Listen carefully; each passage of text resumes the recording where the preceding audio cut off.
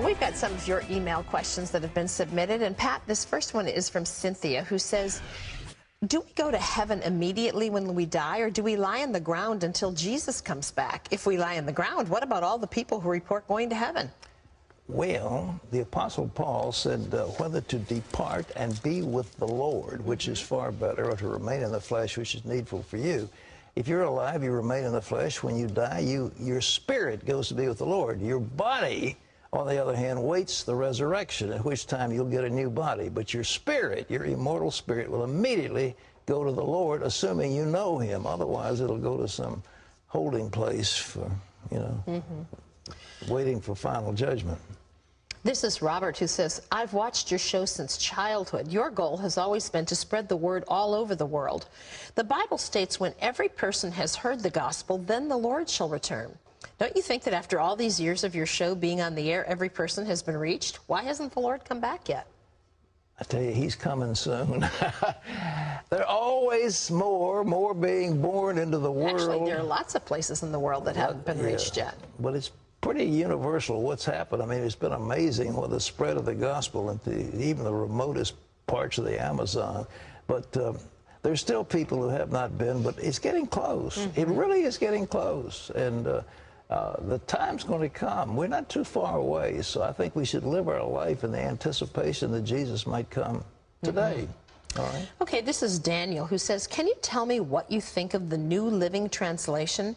We're trying to find a church home, but the pastor preaches from the NLT. I've researched it and found that it omits many verses from the KJV. Also, it appears that it denies the deity of Christ. Please let me know if this is a showstopper for choosing this church as a church home. I've never Actually, heard that. the New Living Bible was something that we put out when we had, we put out the copy of the Bible. We call it the book, and it was very popular. It is a paraphrase of the Greek and the Hebrew that makes it easier to understand.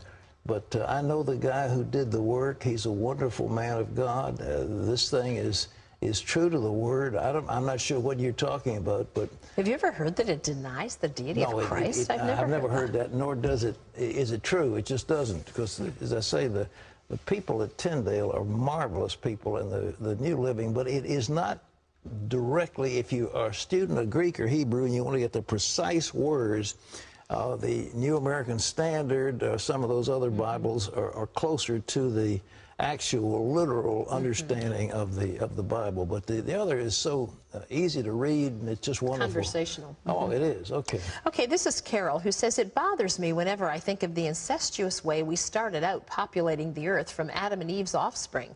Can you please explain what the mind of God was in all of that? If incest is sin now, why wasn't it then? There wasn't any sin then. The only sin was don't eat the fruit. There was no other sin. I mean, they could do whatever was natural, and you have to get the race started somehow.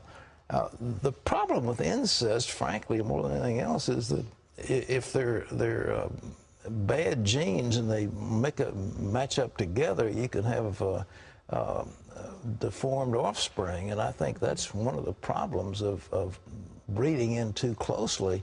But in the early days, there was no other choice. You had two people, and they had to have children, and the children had to, have children. And so there wasn't any sin. There wasn't sin. It wasn't a sin.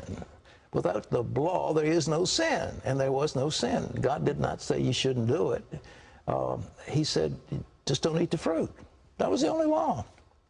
Okay, this is Beverly, who says, I'm in a Bible study course at church. They're teaching us that the oldest known text was written in 950 BC, and thus the text is written after the prophecies are given and the event has occurred.